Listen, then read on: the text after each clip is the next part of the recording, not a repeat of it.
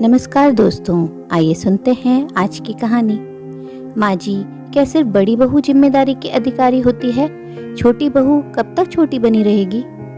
मेघा के देवर की शादी है। आज मेघा खुश है कि अब उसकी जिम्मेदारी बढ़ जाएगी, वो भी अपने बारे में सोच पाएगी। मेघा की शादी 5 साल पहले जतिन से हुई थी। घर में सास ससुर देवर और एक ननद थे। आते ही मेघा के कंधों पर बड़ी बहू की जिम्मेदारी सौंप दी गई। हर काम बड़ी बहू की जिम्मेदारी, बस आराम को छोड़कर। मेघा ने भी ससुराल को अपना परिवार मान खुशी खुशी जिम्मेदारी उठा ली। देवर और ननद अभी पढ़ रहे थे। इसी बीच मेघा एक बेटी की माँ बन गई तो जिम्मेदारी और बढ़ गई। सास जब उसे बड़ी बहू कहती तो उसे अच्छा लगता था कि उसे बड़े होने का मान मिल रहा है। देवर ननद भी हक से अपना काम करवाते। प्यारी भाभी जो थी मेघा, पर अभी तक मेघा को इस बात का मलाल नहीं, खुशी थी कि सब उसे कितना प्यार देते हैं। देवर की शादी के बाद अच्छी नौकरी लग गई और अब उसके लिए लड़की देखी जा रही थी। मेघा खुश थी कि उसे बड़े होने का मान मिलेगा और जिम्मेदारी आधी हो जाएगी। और एक लड़की पसंद आ गई और रिश्ता पक्का हो गया। मेघा बड़े उत्साह से सारे काम कर रही थी।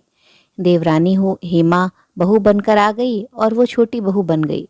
धीरे धीरे 2 महीने गुजर गए। मेघा को लगा अब माँ जी कहेंगी कि जिम्मेदारी अब छोटी बहू उठाएगी, लेकिन माँ जी हर बात में यही कहती, मेघा तुम देख लेना, वो अभी छोटी है, तुम तो सब जानती हो। मेघा ने मन में सोचा कि जब मैं शादी होकर आई थी तो हेमा से भी कम उम्र थी और उसके साथ तो मैं भी हूँ, पर बोल नहीं पाई कि धीरे धीरे ठीक हो जाएगा। हेमा थोड़ा बहुत काम करती और अपने कमरे में आराम करती। मेघा मन महसूस कर रह जाती। वो नहीं चाहती थी कि घर में झगड़े हों। अब उसे बड़ी बहू का मान चुभने लगा था। धीरे धीरे 1 साल बीत गया। आज बुआ सास ने ननद श्रेया के लिए अच्छा रिश्ता बताया था। श्रेया अभी शादी करना नहीं चाहती थी। परिवार अच्छा था तो माँ के समझाने पर वो मिलने के लिए राजी हो गई। लड़के के परिवार से 5-7 लोग आने वाले थे। माँ जी बोली, बड़ी बहू खाना तुम ही बनाना, देखना कोई कमी नहीं रह जाए, तुम बड़ी हो, ये जिम्मेदारी तुम्हारी है। और हेमा, तुम अच्छे से तैयार होकर श्रेया के साथ रहना। आज मेघा ने बात करने की ठान ही ली थी। उसने कहा, माँ जी, बड़ी बहू बस जिम्मेदारी की अधिकारी होती है, छोटी कब तक छोटी रहेगी? मैं भी शादी होकर आई थी तब इसकी उम्र की ही थी। मैंने सोचा 1 से 2 हो जाएंगे तो जिम्मेदारी आधी आधी हो जाएगी, पर आपको कभी ये दिखता ही नहीं है। अब से हर काम की जिम्मेदारी दोनों की होगी। काम खत्म करके मुझे भी तैयार होना है, आखिर मैं भी बड़ी बहू हूँ इस घर की। सास और हेमा मुंह देखने लगी एक दूसरे का और दोनों हाथ बटाने लगी। आज मेघा के दिल का बोझ उतर गया जो बड़ी बहू की जिम्मेदारी उठाने का था।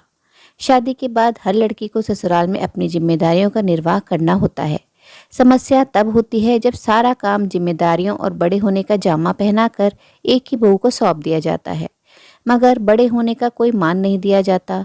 वहीं छोटी बहू सब पाबंदियों से आज़ाद होती है, छोटी बोलकर सब जिम्मेदारियों से बचती रहती है। ऐसे पक्षपातपूर्ण रवैये से असंतोष होना स्वाभाविक है। जिम्मेदारियां बांट दी जाए तो किसी भी एक सदस्य पर अतिरिक्त बोझ नहीं पड़ता और घर का माहौल भी खुशहाल बना रहता है।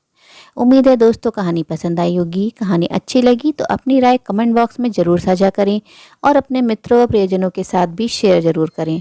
आपसे अनुरोध है, अगर आप चैनल पर नए हैं तो ऐसे ही नई नई जीवन से जुड़ी कहानियाँ सुनते रहने के लिए चैनल को सब्सक्राइब जरूर करें। कहानी अंत तक सुनने के लिए आप सभी का दिल से बहुत बहुत शुक्रिया। तो फिर मिलते हैं अगली कहानी में। तब तक के लिए आप लोग अपना ध्यान रखिए, खुश रहिए, ऐसे ही कहानियाँ सुनते रहिए।